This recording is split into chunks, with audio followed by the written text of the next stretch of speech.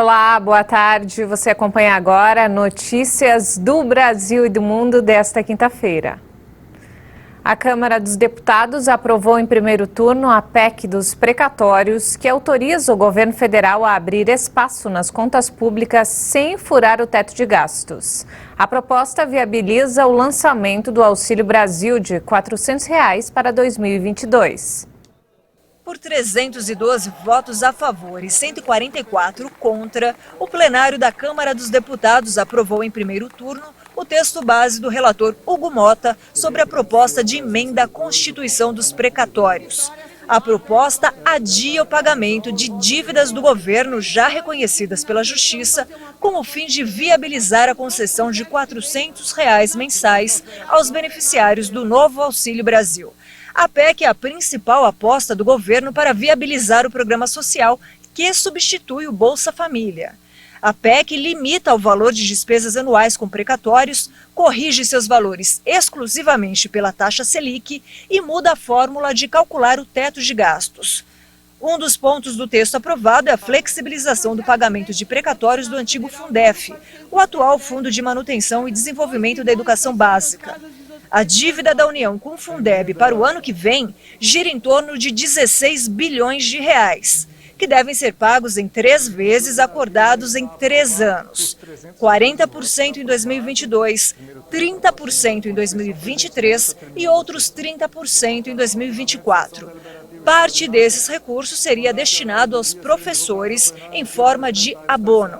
A estimativa do governo é que a PEC abra um espaço no orçamento de 2022 de mais de 90 bilhões de reais. E com esse valor, cerca de 50 bilhões de reais devem ser destinados ao programa Auxílio Brasil e 24 bilhões de reais para ajustar os benefícios vinculados ao salário mínimo.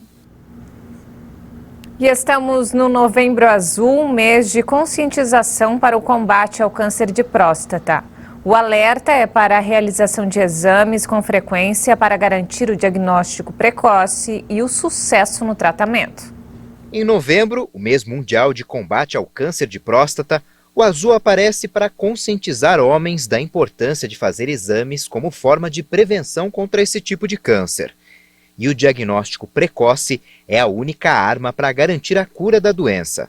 Mesmo na ausência de sintomas, homens a partir dos 45 anos com fatores de risco ou dos 50 sem esses fatores devem ir ao urologista. Segundo o Ministério da Saúde, no período da pandemia, que começou em março de 2022, em comparação com os números de 2019, houve uma redução de 21,5% nas cirurgias para a retirada da próstata por câncer pelo Sistema Único de Saúde. Com relação a exames como biópsias, que é a remoção de fragmentos para análise, a diminuição foi de 21%. E na quantidade de consultas urológicas no SUS, a queda foi de 33,5%. Números que acendem um alerta para a campanha deste ano. O câncer de próstata, tipo mais comum entre os homens, é a causa de morte de 28,6% da população masculina que desenvolve tumores malignos. Segundo dados do Instituto Nacional do Câncer, no Brasil, todos os anos, cerca de 66 mil brasileiros recebem o diagnóstico e 16 mil homens morrem por causa da doença. Existem vários tipos de exames que avaliam as alterações e a presença de nódulos suspeitos. E o tratamento também vai depender do estado de saúde, do estágio da doença e a expectativa de vida. E nos destaques internacionais, a Covid-19 volta a avançar na Europa e países começam a reintroduzir restrições. Os surtos recentes estão fazendo com que as autoridades nacionais repensem medidas. O ritmo atual de transmissão do coronavírus na Europa é muito preocupante e pode provocar 500 mil de mortes adicionais até fevereiro no continente. O alerta foi feito pela Organização Mundial da Saúde. Então, por que a Europa e a Ásia Central estão enfrentando casos crescentes por 4 semanas consecutivas? Há 2 razões. Primeiro, cobertura vacinal insuficiente e segundo, o relaxamento da saúde pública e medidas sociais. Segundo os dados da OMS Europa, as hospitalizações vinculadas ao coronavírus dobraram em uma semana. Essa quarta onda maciça afeta especialmente a Alemanha. Segundo o Instituto de Vigilância Sanitária, Robert Koch, o país registrou na quinta-feira um recorde de casos diários desde o início da pandemia. Foram 33.949 casos em 24 horas. Desde o início da pandemia, foram contabilizados na Europa mais de 1.400.000 mortes, de um total de mais de 5 milhões no mundo. A OMS afirma que se o excesso de mortalidade vinculada à Covid-19 for considerada de forma direta e indireta, o balanço real da pandemia poderia ser 2 a 3 vezes maior que o oficial. E a pandemia foi apenas um respiro para o clima e as emissões globais de CO2, principal gás do efeito estufa, voltaram a se aproximar de níveis recorde. É o que aponta um estudo do Consórcio Internacional de Cientistas. Os confinamentos frearam brutalmente a economia mundial e, com isso, a poluição do planeta pelo consumo de energia fóssil. As emissões totais caíram 5,4% em 2020, mas devem voltar a subir 4,9% em 2021, a menos de 1% do recorde de 2019.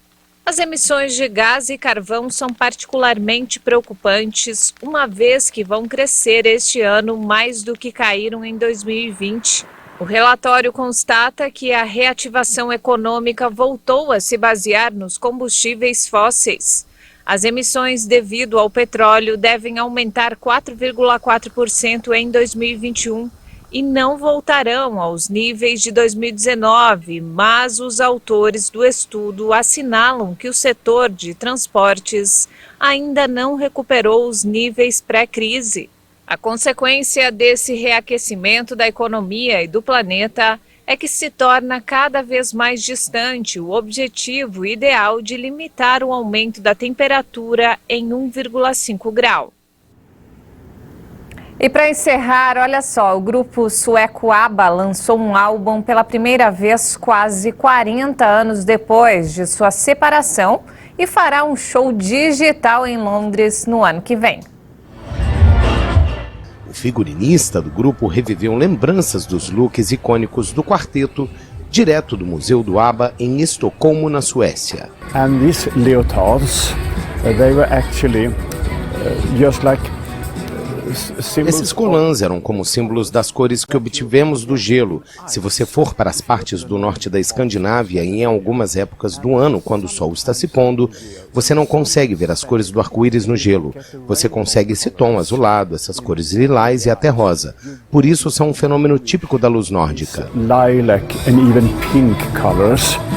And this is what it should be. So it's actually a typical Nordic light phenomenon. Ove Sandstrom começou a colaborar com as superestrelas do pop nos anos 70. O ABBA ficou famoso pelas melodias Chiclete e Trajes Kit.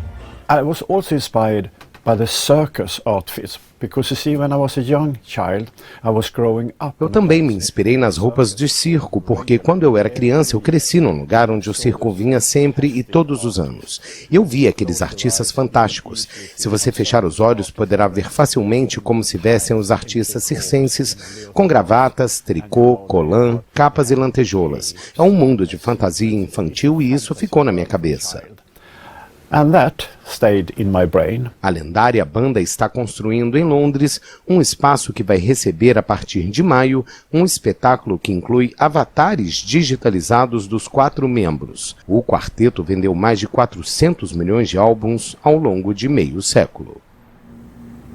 E essa edição fica por aqui. Mais informações daqui a pouco às 5 da tarde com Maria Alice Dias. Obrigada pela companhia.